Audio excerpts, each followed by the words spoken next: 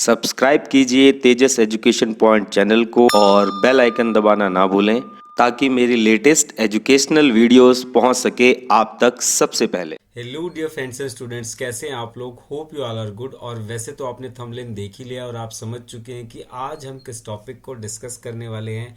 जी हाँ, आज हम डिस्कस करेंगे मिड टर्म का जो सिलेबस है, जिससे कि आपका एग्ज़ाम आने वाला है, उसके पूरे सिलेबस का एक ओवरव्यू करेंगे और चैप्टर के अंदर जो भी बेसिक इन्फॉर्मेशन है उसको थोड़ा सा समझेंगे। और हर चैप्टर से हम सिर्फ 2 क्वेश्चन जो है उसे डिस्कस करेंगे ताकि आप जो है उन क्वेश्चंस को बेटर वे में समझ पाएं। और हम जो भी क्वेश्चंस यहाँ पर डिस्कस करेंगे वो आपके बोर्ड एग्जाम में रिपीटेबल क्वेश्चंस है, यानी कि वो बार बार आए हुए हैं। और क्योंकि हम एमसीक्यू क्वेश्चंस को और पिक्चर बेस्ड क्वेश्चंस को हम ऑलरेडी डिस्कस कर चुके हैं, तो यहाँ पर हमारा बेसिक फोकस रहेगा 6 मार्क्स के क्वेश्चंस के लिए। तो चलिए without wasting any more time शुरू करते हैं हम अपने आज की क्लास मेरे यानी लेक्चरर उदय कुमार के साथ।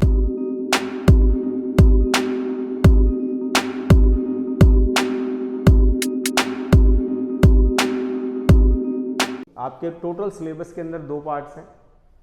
पहला वाला जो पार्ट है वो आपकी इंटरनेशनल पॉलिटिक्स को डिस्कस करता है।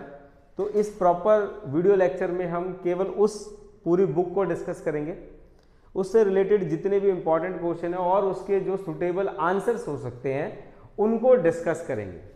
क्लियर है बच्चे? अगर मैं ओवरऑल की बात करूं तो 40 मार्क्स का आपकी ये बुक है और 40 मार्क्स की आपकी दूसरी बुक है। तो 40 नंबरों के लिए अभी हम क्या करेंगे, प्रयास करेंगे और कोशिश करेंगे कि कितने ज़्यादा क्वेश्चन जो हैं वो हम यहाँ पर डिस्कस कर पाएंगे। क्लियर है बच्चे? तो यहाँ पर अगर आपको कुछ चैप्टर्स में कंफ्यूजन है, देखिए ये फाइनल राउंड अप है, अब इसके बाद आपका एग्जाम ही हो जाएगा। अगर मान लीजिए आपके 7 चैप्टर्स हैं और 7 में से आपको कोई 4 बेहतर तरीके से आते हैं या 5 बेहतर तरीके से आते हैं, तो ये मेरा रिकमेंडेशन है कि अब जो नए चैप्टर्स हैं उनको मत छेड़ें। जो आपके पुराने चैप्टर्स हैं आपने कर लिए हैं उन्हीं को अच्छे से करें, उन्हीं की रिपीटेशन में करें। तो आज के इस लेक्चर में हम केवल और केवल आपकी जो फर्स्ट बुक है उसको डिस्कस करेंगे, सारे चैप्टर्स को डिस्कस करेंगे और वहां से जो इंपॉर्टेंट क्वेश्चन आ रहे हैं, जो मोटे मोटे क्वेश्चन आ रहे हैं, उनको डिस्कस करेंगे केवल। क्लियर है? आपको जो चीज़ इंपॉर्टेंट लगे आप उसे नोट कर सकते हैं, अदरवाइज इसका जो स्क्रीनशॉट है वो मैं आपको आपके ग्रुप पे सेंड कर दूंगा। क्लियर है? अगर लग रहा है आपको कि नहीं इंपॉर्टेंट है, मेरे को नोट करना चाहिए, तो आप करेंगे, अदरवाइज उसकी कोई ज़्यादा रिक्वायरमेंट या ज़्यादा कोई नीड नहीं है। क्लियर है बेटा? तो इस बुक में जो आपका सबसे पहला चैप्टर है उसका नाम क्या है? 2 ध्रुव्यता का अंत। आपका चैप्टर 1 है। अब देखिए इसमें जो जो चीज़ें आ रही हैं सबसे पहले आपको वो समझनी है कि कौन कौन सी चीज़ें हैं जो कि हमारे न्यूली सिलेबस के अकॉर्डिंग है। क्योंकि आपका जो फर्स्ट चैप्टर है वो ऑलरेडी डिलीट हो चुका है, लेकिन उसके कुछ पार्ट को इसमें ऐड ऑन किया है। इसमें सबसे पहला जो पॉइंट है वो है सोवियत संघ का विघटन। पहला पॉइंट क्या है यहाँ पर आपके सिलेबस के अकॉर्डिंग? सोवियत संघ का विघटन। अब देखिए विघटन का मतलब क्या होता है, सबसे पहले हमें यह समझना है, ठीक है ना? ज़्यादा बेसिक में जाएंगे, ज़्यादा डिटेलिंग में नहीं जाएंगे। सोवियत संघ क्या है सबसे पहले तो ये समझ रहे हैं, और उसके बाद उसका विघटन क्या हुआ, उसके आगे पीछे हमें और कुछ भी नहीं देखना है। तो सोवियत संघ कब आया? 1917 की रूसी क्रांति के बाद। क्लियर है बेटा? देखिए 1 मार्क्स का क्वेश्चन भी आपका यहीं से बन रहा है कि सोवियत संघ का निर्माण जो था वो कब हुआ था? कब हुआ था? 1917 की रूसी क्रांति हुई, उसके बाद हुआ। क्लियर है? विघटन का मतलब क्या होता है? ये समाप्त हो गया। क्या हो गया? समाप्त हो गया। तो कब समाप्त हो गया? तो यहां पर एक छोटा सा बेसिक क्वेश्चन आया था आपका, वॉल ऑफ बर्लिन या बर्लिन की दीवार। क्या है? बर्लिन की दीवार। तो इससे रिलेटेड हम कई बार क्वेश्चन जो है वो कर चुके हैं कि बर्लिन की दीवार जो थी वो शीत युद्ध का सबसे बड़ा प्रतीक थी और इसका गिरना ही क्या कहलाया? शीत युद्ध का अंत कहलाया। और यहां पर भी हम कह सकते हैं कि जब शीत युद्ध का अंत हुआ तो सोवियत संघ क्या हो गया? समाप्त हो गया। तो दीवार कब गिरी? 9 नवंबर 1989 को ये दीवार जो थी ये पूर्ण रूप से विध्वस्त हो गई, पूर्ण रूप से गिर गई। ठीक है? लेकिन अगर क्वेश्चन आपसे पूछा हुआ सोवियत संघ का विघटन कब हुआ, तब आप लिखेंगे 25 दिसंबर 1991, यानी कि 1991 में जब पूरी दुनिया क्रिसमस डे बना रही थी तो उस दिन सोवियत संघ पूरे तरीके से कोलैप्स हो गया, पूरे तरीके से क्या हो गया? समाप्त हो गया। क्लियर है बेटा? अब देखिए सोवियत संघ की बात करेंगे तो 15 गणराज्यों से मिलकर बना था। किससे मिला था? 15 गणराज्यों से मिलकर बना था। तो जब सोवियत संघ का विघटन हो गया तो विश्व में कितने गणराज्य नए जुड़ गए? 15। क्लियर है बेटा? तो 15 नए राज्य जो हैं वो हमें दिखते हैं सोवियत संघ के विघटन के बाद। क्लियर है? यहां तक कोई डाउट? अब यहां से क्वेश्चन क्या बन रहा है कि सोवियत संघ के विघटन के परिणामों की चर्चा करें। मोस्ट इंपॉर्टेंट क्वेश्चन है, मोस्ट रिपीटेबल क्वेश्चन है। तो पहला परिणाम क्या हो गया कि 15 गणराज्य क्या हो गए? नए आपके सामने देखने में आए। उसके बाद इसके हेड को देखेंगे। हेड का मतलब क्या है? इसका मुखिया क्या है? मुखिया को क्या मिली? इसकी विरासत मिली, जिसको हम किस नाम से जानते हैं? रूस। तो इसकी विरासत किसको मिली है? रूस को मिली है। तो इसके लिए क्वेश्चन क्या बनता है? जल्दी बताओ कि भाई जो यूएसएसआर का उत्तराधिकारी किसे माना गया? तो किसे माना गया? रूस का माना गया। देखिए एक एक मार्क्स से क्वेश्चन भी आपके यहाँ पे क्लियर हो जाएंगे और जो लॉन्ग है वो भी क्लियर हो जाएंगे। तो यहाँ पर पहला परिणाम तो ये हो गया। दूसरा क्या हो गया? इसका मुखिया या इसका उत्तराधिकारी कौन बन गया? रूस बन गया। तीसरा क्या हो गया कि विश्व एक ध्रुवीय हो गया। विश्व क्या हो गया? एक ध्रुवीय हो गया। आप देखिए यही नेक्स्ट आपका हेडर है जो कि आपके सिलेबस में है कि एक ध्रुवीय विश्व क्या है। जब भी विश्व में सारी शक्तियां केंद्रीकृत हो जाएं, एक जगह हो जाएं, तो उसी को हम क्या कहते हैं? एक ध्रुवीय विश्व कहते हैं। क्लियर है बेटा? अब यहां से क्वेश्चन आता है एक ध्रुवीय विश्व की जो शुरुआत है वो कब से मानी जाती है? तो कब से मानी जाती है? 1991। अब 1991 जो है वो बहुत इंपॉर्टेंट डेट है, वैश्वीकरण में भी इसको डिस्कस करेंगे। भारत ने नई आर्थिक नीति को कब अपनाया? भारत ने नई आर्थिक नीति जिसे हम ग्लोबलाइजेशन के नाम से जानते हैं, तो उसने भी कब अपनाया? 1991 में अपनाया। अगला एक इंपॉर्टेंट क्वेश्चन बनता है कि एक ध्रुवीय विश्व का जो मुखिया है वो किसे माना जाता है? वो किसे माना जाता है? यूएसए को माना जाता है। Is that clear all of you? अब देखिए यहां से आपको क्या समझना है कि 1991 में ये कोलैप्स तो हो गया। 1991 में क्या हो गया? ये कोलैप्स हो गया, ये समाप्त हो गया। लेकिन इसके बदले में एक और संस्था आ गई जिसका नाम हमने क्या रखा? CIS। क्या रखा? CIS, Commonwealth of independent states. तो 3 बाल्टिक राज्यों को छोड़कर बाकी 12 सदस्य इसके मेंबर बन गए। जो पहले क्या थे? USSR के मेंबर्स थे। वही 12 सदस्य क्या उन्होंने एक संगठन बनाया जिसको क्या बोला गया? कॉमनवेल्थ ऑफ इंडिपेंडेंट स्टेट्स या स्वतंत्र राष्ट्रों का राजकुल। क्लियर है? तो CIS का फुल फॉर्म आ गया तो क्या लिखेंगे? Commonwealth of independent state. कितने राज्य इसमें शामिल थे? 12। ये पहले कहां थे? USSR में थे। 3 बाल्टिक गणराज्यों को छोड़कर बाकी सभी क्या हो गए? इसके अंदर शामिल हो गए। यहां तक कोई डाउट है बेटा? क्या इसको मिटा दूं? पहले इसको मिटा देता हूं ताकि आप और समझ पाए। इसके बाद नेक्स्ट आपका जो क्वेश्चन आता है वो गल्फ के ऊपर आता है, मिडिल ईस्ट क्राइसिस के ऊपर आता है। अगला क्वेश्चन क्या है? मध्य एशिया संकट के ऊपर आता है, मिडिल ईस्ट क्राइसिस के ऊपर आता है। तो यहां पर आपको ज्यादा ध्यान नहीं देना, ठीक है ना, क्योंकि ये एक लेंथी क्वेश्चन है और यहां से आपके क्वेश्चन आने के चांसेस जो है वो भी बहुत कम है, क्योंकि ये वाला जो चैप्टर है, ये जो 3rd चैप्टर जो आपका डिलीट हो गया है, उसी के कुछ पार्ट को लिया गया है। क्लियर है? तो देखो अगर मैं कह रहा हूं मध्य एशिया का संकट क्या है? मध्य एशिया का क्या है?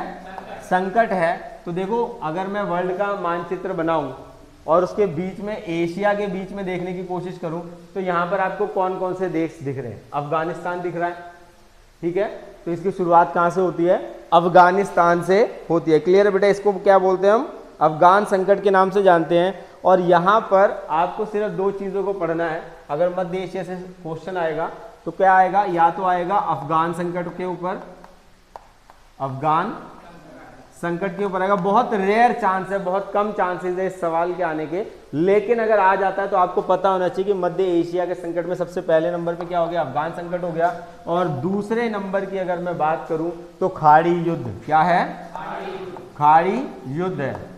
तो खाड़ी युद्ध को भी हम देखेंगे 2 पार्ट में देख सकते हैं। जो प्रथम खाड़ी युद्ध था अगर उसकी बात करें तो 1990, ठीक है।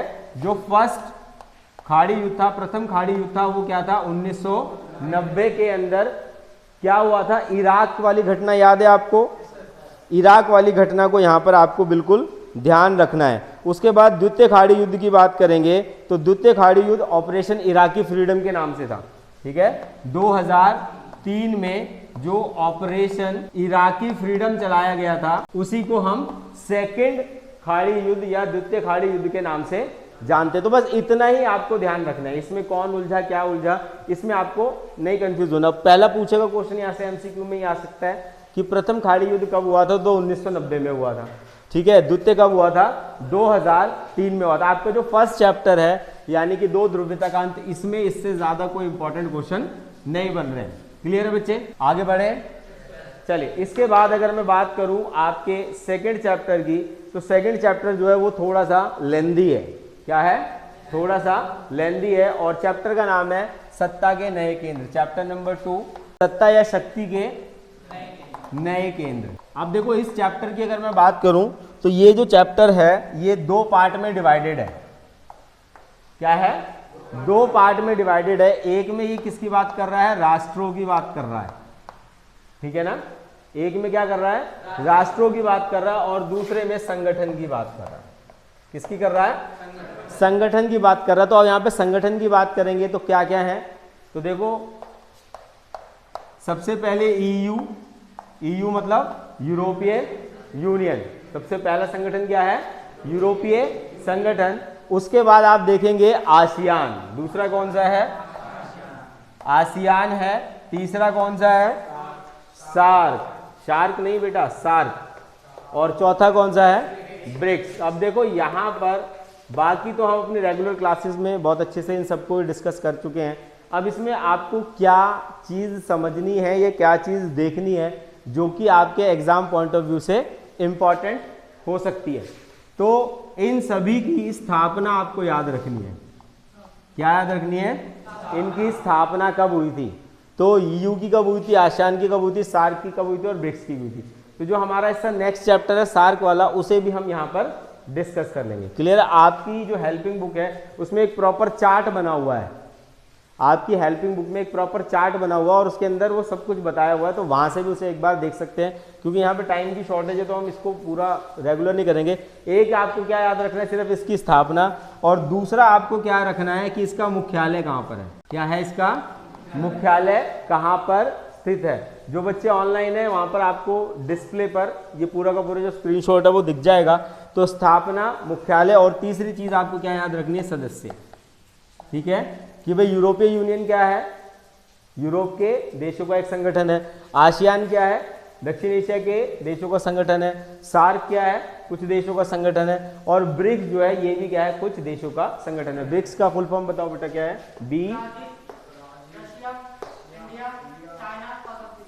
और साउथ अफ्रीका। तो इन 5 देशों ने मिलकर क्या बनाया, एक संगठन बनाया जिसे हम किस नाम से जानते हैं, ब्रिक्स। ज्यादातर क्वेश्चन यहीं से आपका पूछता है कि ब्रिक्स का पूरा नाम बताओ या ब्रिक्स क्या है। ब्रिक्स की स्थापना कब हुई थी, जल्दी बताइए। 2009 में ब्रिक्स की स्थापना कब हुई थी, 2009 में। लेकिन उस समय ये एस नहीं था, ये सिर्फ क्या था, ब्रिक था। और 2010 में साउथ अफ्रीका के जुड़ने के बाद ये ब्रिक्स से क्या बन गया, ब्रिक्स बन गया। क्लियर है यहाँ तक, इसमें कोई डाउट है।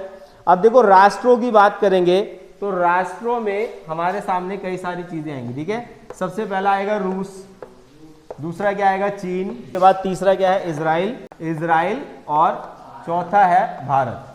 अब देखिए यहाँ से ना आपके जो भी क्वेश्चन पूछेगा वो बड़े सिंपल पूछेगा, ज़्यादा इसमें कंफ्यूज नहीं होना, क्योंकि चैप्टर बहुत लेंदी, आपको सोच के लग सकता है यार ये तो बहुत सारी चीज़ें, इसमें क्या क्या पढ़ें।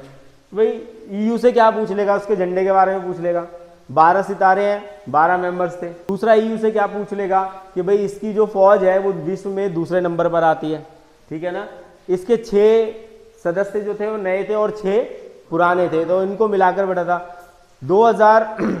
और एक समय ऐसा था यहाँ पर कि इसकी जो जीडीपी थी वो वर्ल्ड में सबसे 1 नंबर पर आ गई थी। तो इससे ज़्यादा सवाल नहीं पूछेगा। आसियान से पूछ लेगा, आसियान के लिए मैंने आपको चीट कोड बता रखा है। देशों के नाम पूछ लेगा, मानचित्र से आया तो देशों के नाम से पूछ लेगा। याद रखना FM set, FM set, F stands for Philippine, M stands for Malaysia, S stands for Singapore, I stands for Indonesia, T stands for Thailand. तो यहाँ पर इससे ज़्यादा नहीं पूछेगा। बाकी इसकी स्थापना, मुख्यालय और सदस्य जरूर एक बार देख लेना।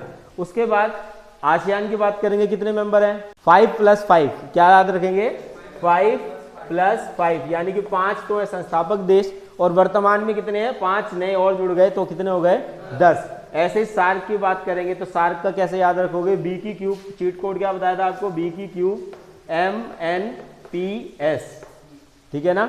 उसके बाद बी की क्यूब का मतलब क्या है, Bharat, Bhutan, Bangladesh, M stands for Maldives, N stands for Nepal, P stands for Pakistan, S stands for Sri Lanka और अफगानिस्तान जो है ये इसमें सबसे लास्ट में जुड़ा है। क्लियर है बेटा, इसमें कोई डाउट। अब देखिए इधर आ जाइए, अब उधर मत कंफ्यूज होइए, अब इधर आ जाइए क्योंकि यहां से आपके क्वेश्चन जो है वो ज्यादा बनने के चांसेस है। देखो भारत और चीन जो है ये दोनों कहाँ के देश हैं, एशिया के देश हैं। कहाँ है, एशिया के देश हैं। और देखो अगर जनसंख्या की बात करेंगे, यहाँ पर किसकी बात करेंगे, जनसंख्या की बात करेंगे तो चीन क्या है पहले नंबर पर, भारत क्या है दूसरे नंबर पर है, याद रहेगा। ये दोनों ही क्या है, एक उभरती हुई शक्ति है। क्या है, उभरती हुई शक्ति है। क्लियर है बेटा, दोनों की बात करेंगे, चीन और भारत दो एशिया के ये ऐसे दो पहलवान हैं जो अपनी शक्ति को क्या कर रहे हैं, दिन प्रतिदिन बढ़ा रहे हैं। ये दोनों क्या है, एक उभरती हुई शक्ति है। जनसंख्या लिख देंगे। उसके बाद तीसरा पॉइंट जो सबसे ज्यादा इंपॉर्टेंट है वो है सामरिक।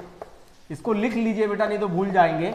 सामरिक रूप से अपने आप को मजबूत कर रहे हैं, सामरिक रूप से मजबूत कर रहे हैं। अब सामरिक का मतलब क्या होता है कि ये हथियारों में अपने आप को क्या कर रहे हैं, अपडेट कर रहे हैं।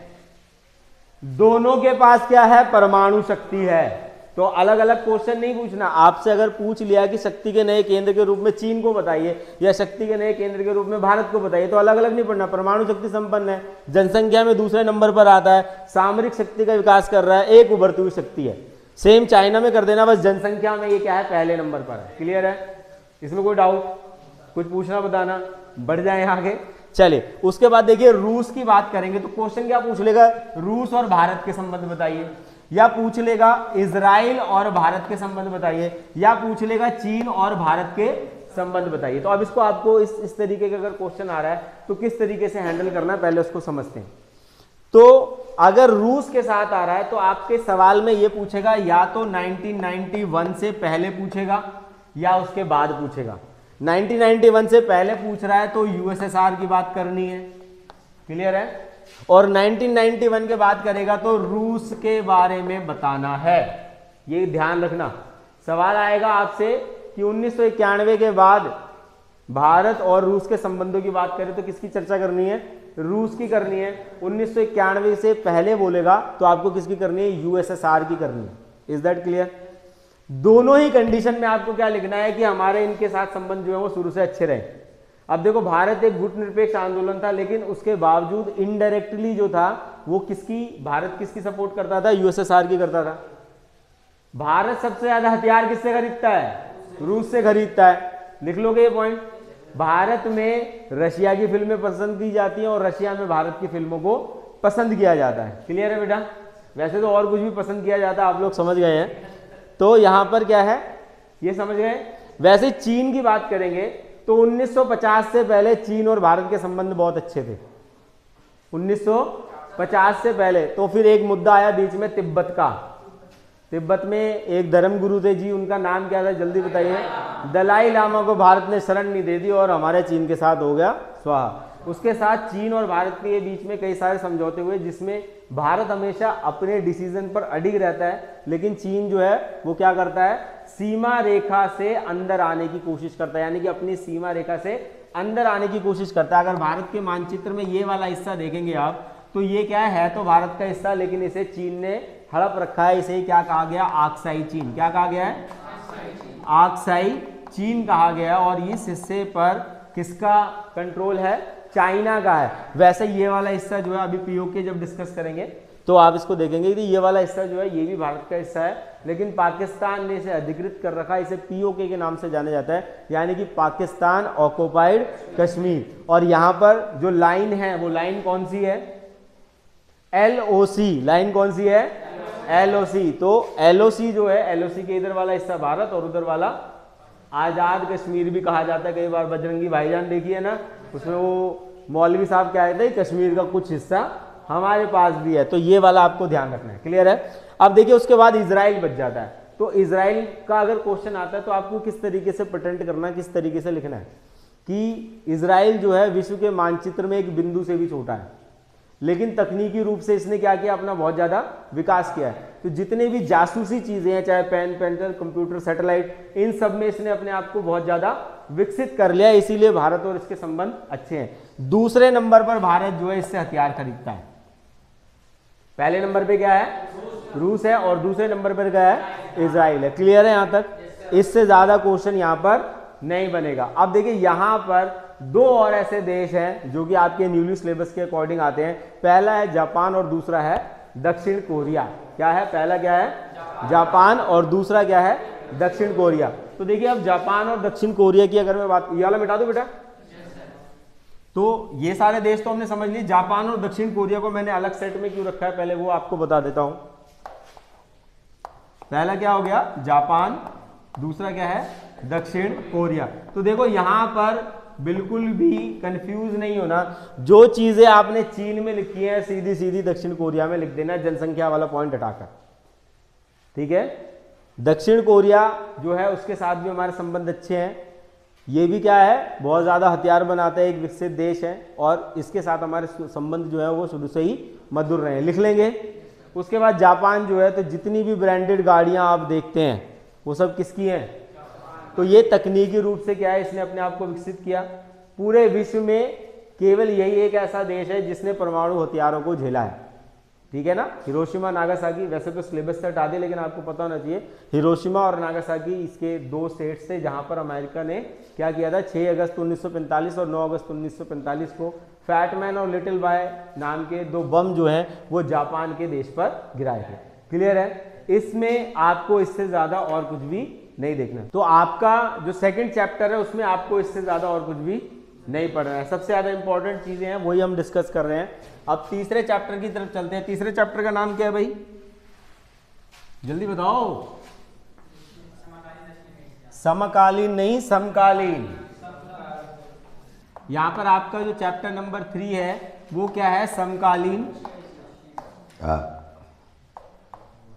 समकालीन दक्षिण एशिया। देखो यहां पर कंफ्यूज नहीं होना है, मैंने क्या बोला, अब कंफ्यूजन वाला समय बिल्कुल खत्म हो गया। अब कंफ्यूज रहोगे तो प्रॉब्लम रहेगी। तो समकालीन दक्षिण एशिया में क्या क्या चीजें हैं पहले तो मैं ये देखेंगे। तो सबसे पहले अगर मैं दिशाओं की बात करूं तो ये हो गई उत्तर, ये हो गई दक्षिण, ये हो गई पूरब, और ये हो गई,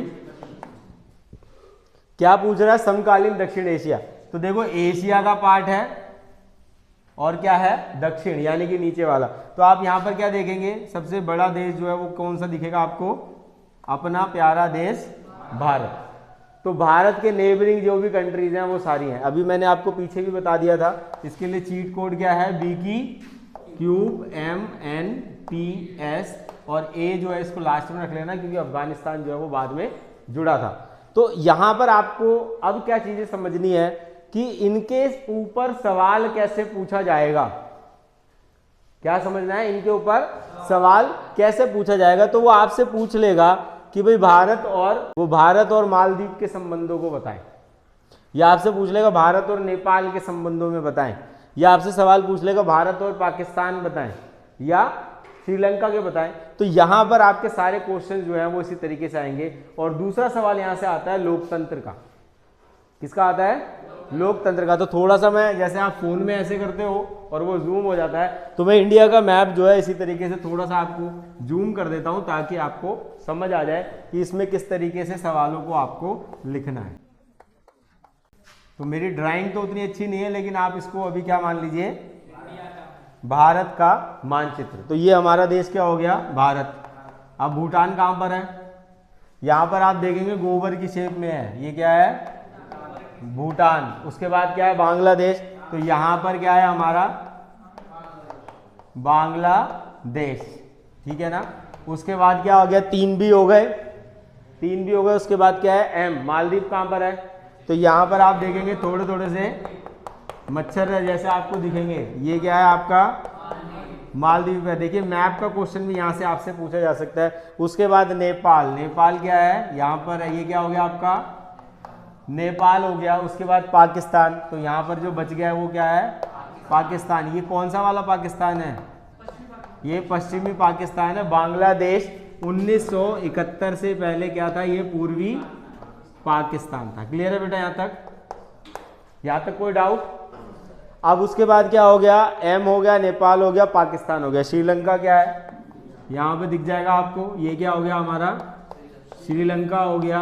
और लास्ट क्या है, अफगानिस्तान। तो यहाँ पर थोड़ी सी सीमा जो है वो भारत की किससे मिलती है, अफगानिस्तान से मिलती है। मैप क्लियर है बेटा? अब देखिए यहाँ पर लोकतंत्र की बात पूछेगा तो भारत कब आज़ाद होता है, 1947 में। श्रीलंका कब आज़ाद होता है, 1948 में। तो केवल यही दो देश हैं जहां पर आज़ादी के बाद से क्या है, लोकतंत्र है। सवाल आता है कि दक्षिण एशिया के कोई ऐसे दो राज्य बताइए या दो देश बताइए जहां पर आज़ादी के बाद से लोकतंत्र कायम है। कौन सा देश है, भारत और श्रीलंका। क्लियर है, कोई डाउट? चलिए उसके बाद एक ऐसा देश बताइए जो शुरू से ही एक हिंदू राष्ट्र है, नेपाल है। क्लियर है बेटा? नेपाल में लोकतंत्र के लिए त्रिकोणीय संघर्ष हुआ था। कौन सा संघर्ष हुआ था, त्रिकोणीय संघर्ष हुआ था। और 2006 के बाद से यहाँ पर क्या है, लोकतंत्र जो है वो स्थापित है। तो सवाल यहाँ से पूछा जाता है कि दक्षिण एशिया का ऐसा देश जो 2006 के बाद से लोकतंत्र है, आंसर नेपाल। क्लियर है?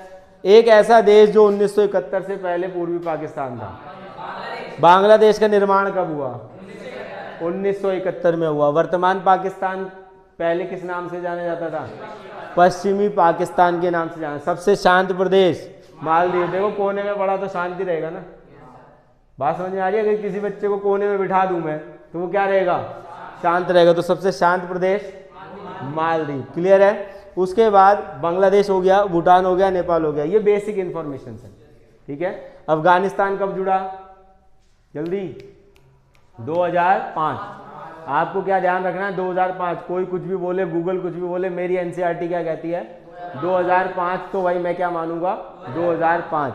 वर्तमान में कितने सदस्य हैं, जल्दी बताइए।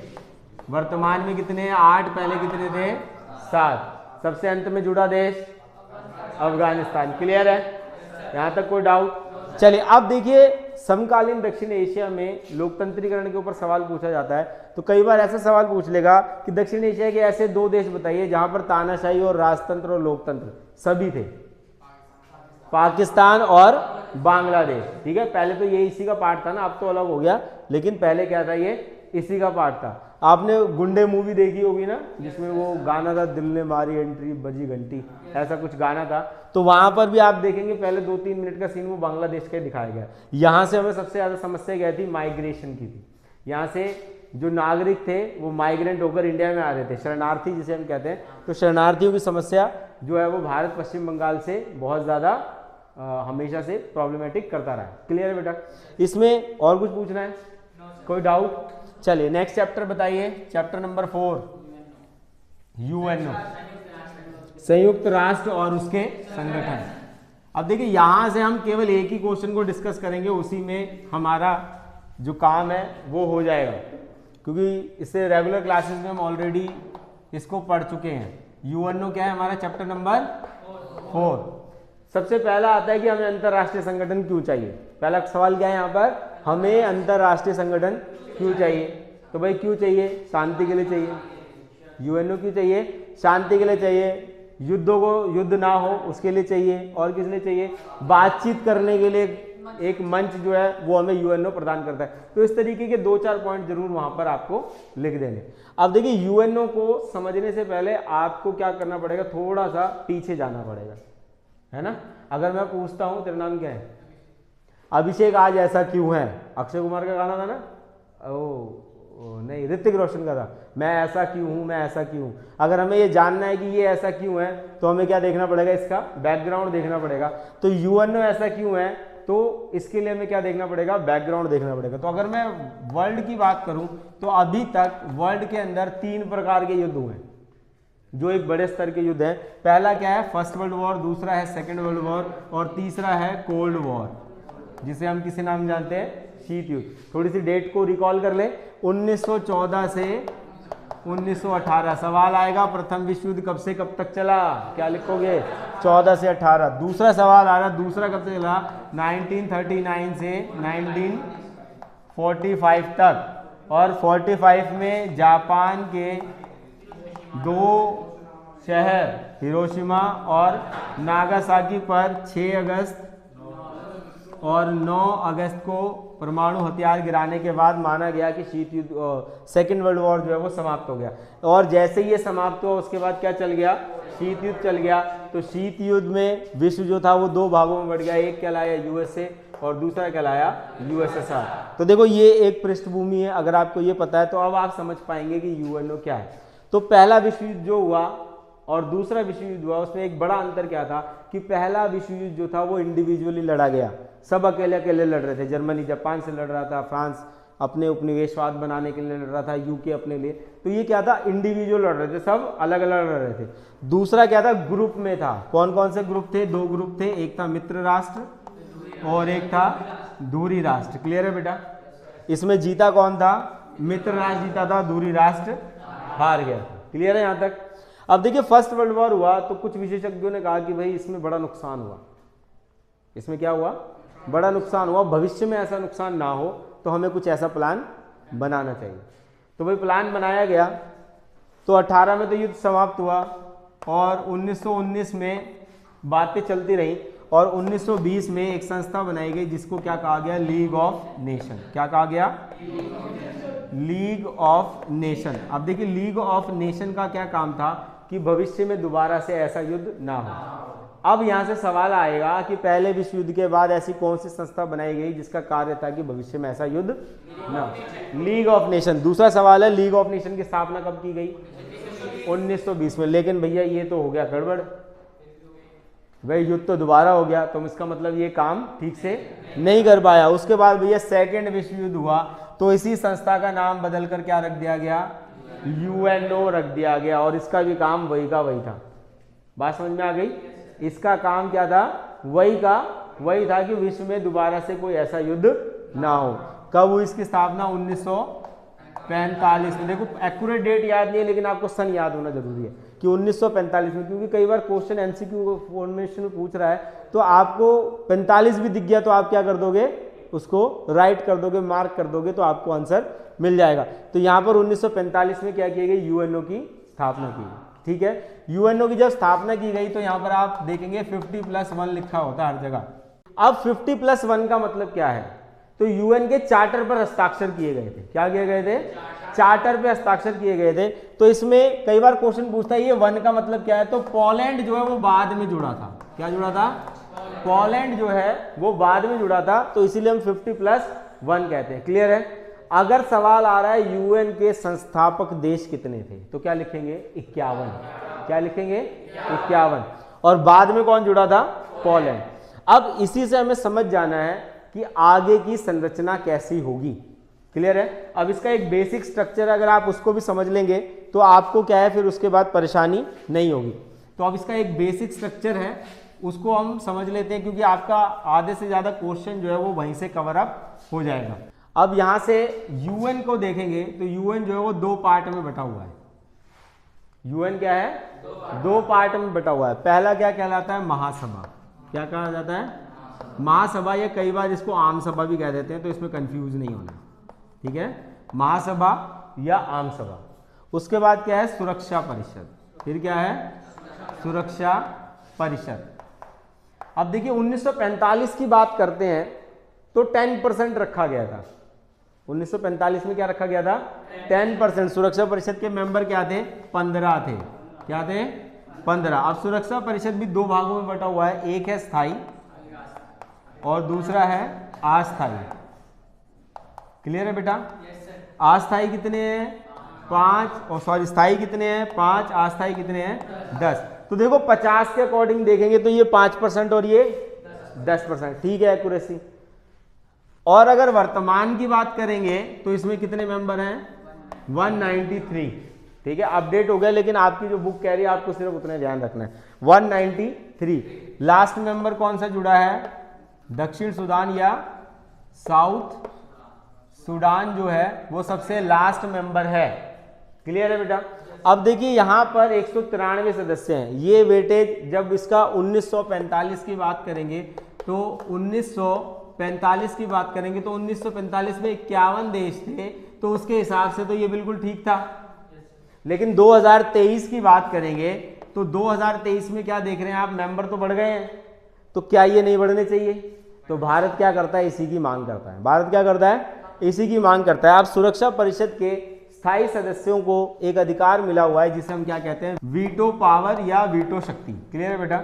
इसका मतलब क्या है कि कोई भी निर्णय पे जब तक ये पांचों मेंबर एग्री नहीं होंगे, ये डेमोक्रेसी के बिल्कुल विपरीत है। डेमोक्रेसी में 50+1 होता है, यानी कि आधे से एक अधिक ने भी कह दिया तो उसको मान लिया जाता है, लेकिन वीटो पावर में इन पांचों का मानना बिल्कुल जायज है। क्लियर है। अब ये 10 सदस्य कितने वर्षों में चेंज होते हैं, 2 वर्षों में। कितने वर्षों में, 2 वर्षों में। और कितने होते हैं, 1/3 सदस्य जो होते हैं वो बदल जाते हैं। क्लियर है। अब देखिए यहां से क्या क्या क्वेश्चन बनता है उसको देख लेते हैं कि वीटो पावर क्या है। तो वीटो पावर क्या है, एक ऐसी शक्ति है जिसमें 5 स्थायी सदस्यों को हामी भरना जरूरी होता है। ठीक है। उसके बाद स्थायी सदस्य कितने हैं, 5। अस्थायी कितने हैं, 10। वर्तमान में कितने हैं। अब क्वेश्चन यहां पर आपको समझना पड़ेगा। अगर क्वेश्चन पूछ रहा है महासभा में वर्तमान में कितने हैं, तो क्या लिखेंगे, महासभा में 1945 में कितने थे, 51। यहां पर कंफ्यूज मत होना, ठीक है ना। अब यहां पर अगला क्वेश्चन बनता है जो सबसे ज्यादा इंपॉर्टेंट और हर बार पूछा गया है किसी ना किसी फॉर्म में, चाहे पैसेज फॉर्म में पूछा जाए, लेकिन पूछा जरूर गया है। वो ये है कि भारत का नागरिक होने के नाते आप कैसे सुरक्षा परिषद में अपनी स्थायी सदस्यता की दावेदारी करेंगे। ठीक है। अब हम भारत में रहते हैं तो क्या कहलाएंगे, भारतीय कहलाएंगे, भारत के नागरिक हैं। तो जब यूएन बनाया गया था तो कुछ शर्त रखी गई थी। जैसे आप 12वीं क्लास में कब आए, उसके लिए एक शर्त रखी गई थी, 11वीं क्लास आपको क्या करनी पड़ेगी, पास करनी पड़ेगी। 11वीं क्लास जैसे ही आप पास करें तो आप कहाँ पहुंच गए, 12वीं क्लास में। तो वैसे ही यूएन जब बनाया गया था तो इसके लिए भी क्या रखी गई थी, कुछ शर्त रखी गई थी। वो शर्त जो है, जो भी पूरी करता है तो उसको मिलना चाहिए ना। 11वीं में जो भी पास हुआ सबको एडमिशन कहाँ मिला, 12वीं में मिल गया। तो वैसे ही आपको समझना है कि सबसे पहली शर्त रखी गई थी जनसंख्या। क्या रखी गई थी, तो भैया भारत क्या है, विश्व में दूसरी सबसे बड़ी जनसंख्या, तो हमें सदस्यता मिलनी चाहिए। दूसरा क्या था कि आपके पास बड़ा हथियार होना चाहिए, यानी कि परमाणु बम होना चाहिए। तो भारत क्या है, परमाणु बम भारत के पास है और बड़ा है। 2 बार हमने टेस्ट भी कर लिया। ये मैंने आपको रेगुलर क्लास में बताया था ना कि इसको कैसे याद रखना, मौका मिलेगा तो हम बता देंगे, तुम मानो या ना मानो, जब मौका मिलेगा हम चला के बता देंगे हमारे पास है कि नहीं है।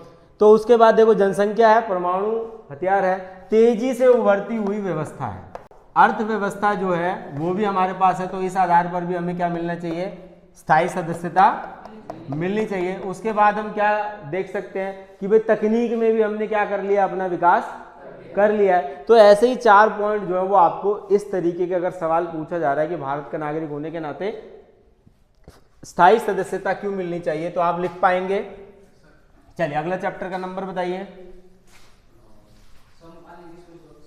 समकालीन विश्व में सुरक्षा। ये तो मैंने अभी आपको प्रीवियस क्लास में ही कराया था, एक बार थोड़ा सा और देख लेते हैं। चैप्टर नंबर क्या है, 5 और समकालीन विश्व में सुरक्षा। देखिए इससे ज्यादा क्वेश्चन नहीं आएगा और आएगा तो पैसेज बेस आएगा। तो सुरक्षा का मतलब क्या है, सबसे पहले तो समझ जाओ, खतरों का अभाव। क्या है, खतरों का अभाव, कि अगर हमारे ऊपर कोई खतरा नहीं है तो हम अपने आप को क्या मानते हैं, सुरक्षित मानते हैं। अब उसके बाद ये जो सुरक्षा है इसको हमें समझना है 2 पार्ट में, ठीक है ना। तो यहाँ से ज्यादातर क्वेश्चन जो मोस्ट रिपीटेबल है वो क्या है, परंपरागत और गैर परंपरागत। क्या है, परंपरागत यानी कि जो हमारे दादा परदादा से चली आ रही है, और गैर परंपरागत यानी कि जो अब नई वाली है। क्लियर है बेटा। अब देखो इसको परंपरागत को आप ऐसे मानिए जैसे आप पहले ना किसी चीज को अलग तरीके से देखते थे और आप किसी चीज को अलग तरीके से देख रहे हो, ना वो उस समय गलत थी ना इस समय गलत थी। अगर आप शीत युद्ध से पहले वाले फेज में जाएंगे तो वहां देखेंगे हर देश को क्या रहता था, झगड़ा की लड़ाई हो जाएगी, कोई मुझे मार देगा, कोई देश मेरे पे आक्रमण कर देगा, कोई परमाणु बम फेंक देगा। इस तरीके की जो सुरक्षा है वो बनी रहती थी, वो खतरे का अभाव तो नहीं था। तो उस समय क्या था कि भाई इसको ये माना जाता था कि भाई खतरा जो है वो क्या है, सीमा के बाहर ही है। क्या है, सीमा के बाहर से ही आता है। जैसे आप मान लो कि चाइना जो है वो भारत पे आक्रमण कर दे, ठीक है ना। भारत जो है वो पाकिस्तान पर आक्रमण कर दे तो कहां से हो रही है, बाहर से। और इसी का सेकंड फेज क्या है, आंतरिक। क्या है, आंतरिक का मतलब क्या है कि जितने लोग किसी युद्ध या आक्रमण में नहीं मरते उससे ज्यादा लोग जो हैं वो और चीजों से मर जाते हैं। तो आंतरिक वाले में हम किसको रख के देख सकते हैं, गृह युद्ध को। किसको रख सकते हैं, गृह युद्ध है, अलगाववाद है कि कोई राज्य जो है वो अलग देश की मांग कर रहा है, हमारे देश में ही रहता है लेकिन वो अलग राज्य की मांग करता है। तो इस तरीके की चीजें जो आपको यहाँ पर करनी है। गैर परंपरागत को हम क्या कह सकते हैं भाई, खतरे के नए स्रोत। क्या कह सकते हैं, खतरे के नए स्रोत। तो जितनी महामारियां सब लिख देना। क्या लिख देना, महामारी। सबसे बड़ी अभी देखी ना आपने कोविड, तो वो भी क्या है, महामारी है। इसमें युद्ध के मुकाबले क्या है, ज्यादा लोगों की जान जाती है। उसके बाद हम क्या देख सकते हैं कि कोई प्राकृतिक आपदा आ गई। क्या आ गई, प्राकृतिक क्या आ गई, आपदा आ गई। तो प्राकृतिक आपदा का मतलब क्या है कि बाढ़ आ गया, सूखा पड़ गया, पानी की कमी हो गई, फसल खराब हो गई, एसिड रेन हो गई। तो ये सारी किसमें आएगी, गैर परंपरागत। इससे ज्यादा इसमें आपको नहीं समझना। यहाँ तो कोई डाउट, इसमें दो ही क्वेश्चन बनते हैं कि खतरे के नए स्रोतों की चर्चा करें या खतरे के नए स्रोत क्या है। तो जो परंपरागत नहीं है वो खतरा है। अगर मैं पूछूं आपसे विदेशी कौन है, तो जो भारतीय नहीं है वो सारे क्या है, विदेशी है। तो खतरे के नए स्रोत क्या है कि जो नए नहीं है वो सारे क्या हो गए, पुराने। और जो पुराने हैं वो उनको छोड़कर क्या हो गए, सारे नए हो गए। तो प्राकृतिक आपदा और महामारी में क्या लिख सकते हैं आप, एड्स, कोविड। प्राकृतिक आपदा में अब इसके हेडर बना देना। हेडर बना दिया, जैसे भूकंप आ गया जी, सूखा पड़ गया, ग्लोबल वार्मिंग हो गई, ठीक है ना, या तकनीकी रूप से कोई ऐसी समस्या आ गई। जैसे अभी जो वॉर है, जो सीरियस वॉर हम जिसको कह सकते हैं, वो क्या है, इंटरनेट का वॉर है, आपके डाटा का वॉर है, वो भी चुराया जा सकता है। तो ये भी क्या एक तरीके की आपदा है ना। मान लो कि रिजर्व बैंक का पूरा डाटा किसी ने उड़ा लिया और सारे पैसे अपने कर लिए, तो ये भी क्या एक तरीके का खतरा है। तो तकनीकी खतरा भी आप इसमें लिख सकते हैं। कोई डाउट है इसमें, बढ़ जाए आगे। चलिए छठा चैप्टर बताइए क्या है, पर्यावरण और प्राकृतिक संसाधन। एक ही बात है, प्राकृतिक और पर्यावरण अलग अलग नहीं है। ये क्या है, चैप्टर नंबर 6। तो अब यहां पर आपको समझना पर्यावरण है क्या। 1 मार्क्स का क्वेश्चन आएगा, पर्यावरण क्या आएगा, बताओ क्या होता है पर्यावरण। जब कभी ऐसा सिचुएशन आ जाए आपको नहीं समझ आ रहा तो संधि विच्छेद कर लो। सबसे पहला क्या है, पर्या प्लस आवरण। आवरण का मतलब क्या है, घेरे हुए। क्या है, घेरे हुए, यानी कि जो भी चीज हमें घेरे हुए है, इस प्रकृति को, इस पृथ्वी को जो भी चीज घेरे हुए है वो क्या है, पर्यावरण है। क्लियर है। अब इसको क्यों पढ़ रहे हैं हम, सबसे पहले हमें क्या समझना है, इसको पढ़ क्यों रहे हैं। तो आपके बुक में अगर मैं मोटा मोटी बोलूं तो एक सम्मेलन जो है वो बड़े अच्छे से लिखा हुआ है जिसका नाम है पृथ्वी सम्मेलन। क्या है, और किस नाम से जाना जाता है इसे, रियो डी जनेरिया। किस नाम से जाना जाता है, रियो डी जनेरिया। तो यहाँ पे कंफ्यूज नहीं होना, रियो डी जनेरिया आ गया, पृथ्वी सम्मेलन आ गया, दोनों का मतलब एक ही है। तो रियो डी जनेरिया जो था ये कब हुआ था, 1992 में। ठीक है, इसमें पहली बार जो विकसित देश हैं उन्होंने ये स्वीकार किया था, उन्होंने ये माना था कि पर्यावरण को नुकसान पहुंचाने में हमारी जिम्मेदारी क्या है, ज्यादा है। ये मैंने आपको रेगुलर क्लासेस में एक फूड चार्ट के हिसाब से बताया था कि मान लीजिए अगर ये पूरी पृथ्वी है, इसमें सारे संसाधन है, तो देश कितने प्रकार के हैं, सबसे पहले तो ये पता होना चाहिए। 3 प्रकार के देश हैं। एक क्या है, जो विकसित है, जिन्होंने अपना विकास कर लिया है। दूसरा क्या है, विकासशील है, जो अभी विकास की दौड़ में लगे हुए हैं। और तीसरा है अल्प विकसित, जिन्होंने अभी शुरुआत भी नहीं की है। क्लियर है। तो विकासशील देशों ने कितना खाना खाया, इतना। ये वाला किसने खा लिया, विकसित देशों ने खा लिया। विकासशील वाले ने कितना खा लिया, इतना खा लिया। ये जो बचा हुआ है ये किसने खाया, अल्प विकसित ने खाया। तो अब यहाँ पर विकसित देश क्या कहते हैं कि भाई खाना तो हमने एक ही थाली में खाया है, तो इसको साफ करने की भी जिम्मेदारी किसकी होगी, सबकी होगी। लेकिन यहाँ पर 1992 में पहली बार विकसित देशों ने माना कि हमने पर्यावरण को ज्यादा नुकसान पहुंचाया है, इसीलिए इसको साफ करने की जो जिम्मेदारी है वो भी हमारी ज्यादा होगी। तो क्वेश्चन यहाँ से क्या बनता है, साझी संपदा लेकिन अलग अलग जिम्मेदारियों से आप क्या समझते हैं। तो आपको यही पॉइंट जो है वो एक्सप्लेन करके लिखना है। क्लियर है। पृथ्वी सम्मेलन में पहली बार माना गया। पृथ्वी सम्मेलन था क्या? इसमें विश्व से जुड़ी समस्याएं, जिसमें सबसे ज़्यादा जो इम्पोर्टेंट थी वो थी ग्लोबल वार्मिंग। क्या थी? वैश्विक ताप वृद्धि, ग्लोबल वार्मिंग जो है वो हमारे सामने आती है और ग्लोबल वार्मिंग के जो साइड इफेक्ट है उसको यहाँ पर चर्चा की जाती है। क्लियर है बेटा? एक और इम्पॉर्टेंट क्वेश्चन यहाँ से बनता है, मूलवासी। क्या बनता है? मूलवासी किसे कहा जाता है? तो एक समय पर, तो मूलवासी किसे कहा जाता है कि एक लंबे समय तक जो किसी एक पर्टिकुलर स्थान पर निवास करते हैं तो वहाँ के प्राकृतिक संसाधनों पर किसका अधिकार हो जाता है? उन मूलवासियों का हो जाता है। तो ज़्यादातर आप यहाँ पर देखेंगे भारत में जिन्हें एसटी और एससी कहा जाता है, शेड्यूल्ड ट्राइब, या तो ये ऐसे लोग जो है वो यहाँ पर रहते हैं और वो प्रकृति में रहते हैं, प्रकृति की गोद में रहते हैं। अगला क्वेश्चन यहाँ से बनता है इमारती लकड़ी का, और दूसरा इसके बाद लास्ट क्वेश्चन यहाँ से बनता है तेल भंडार का। ठीक है ना? तो आगे भविष्य में जो युद्ध होगा वो किसके लिए होगा? फ्यूल के लिए होगा, तेल के लिए होगा, या पानी के लिए होगा।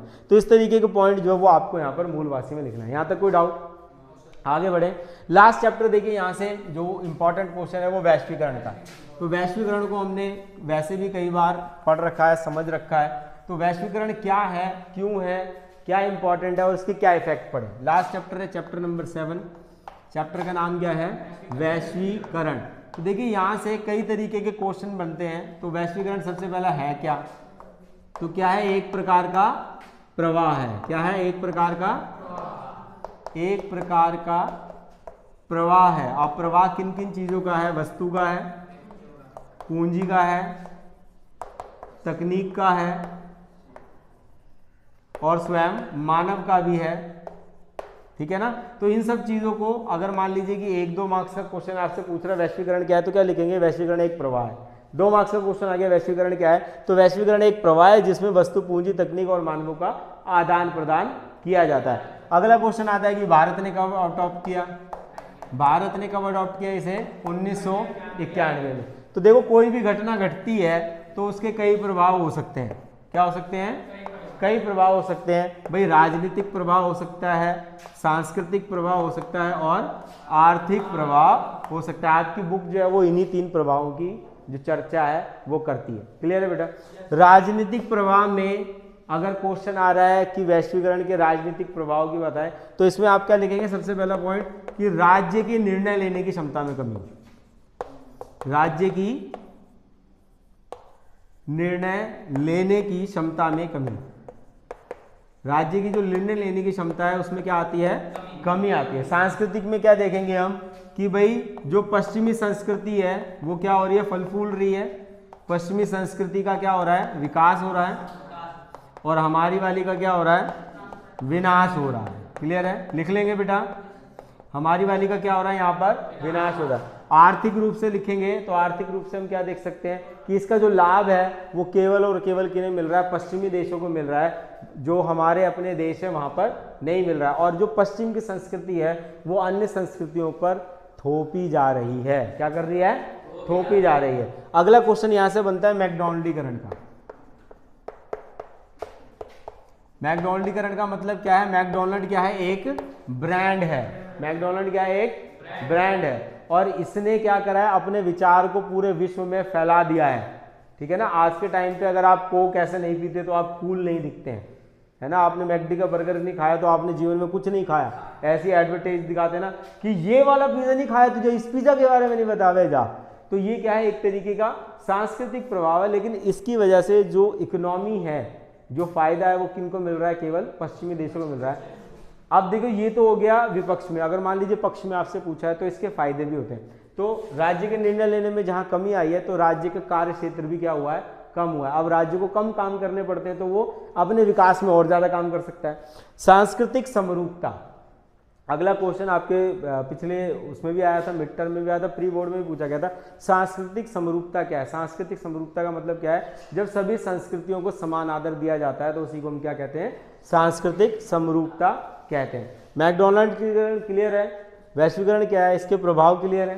तो आई होप आपको ये पूरा वीडियो लेक्चर बहुत अच्छे से समझ आ गया होगा, और मैं आशा करता हूँ कि ये आपके अपकमिंग मिड टर्म एग्जाम में आपकी बहुत ज़्यादा हेल्प करने वाला है। तो आज की क्लास में बस इतना ही। मिलते हैं आपसे नेक्स्ट क्लास में, तब तक के लिए जय भीम, जय भारत।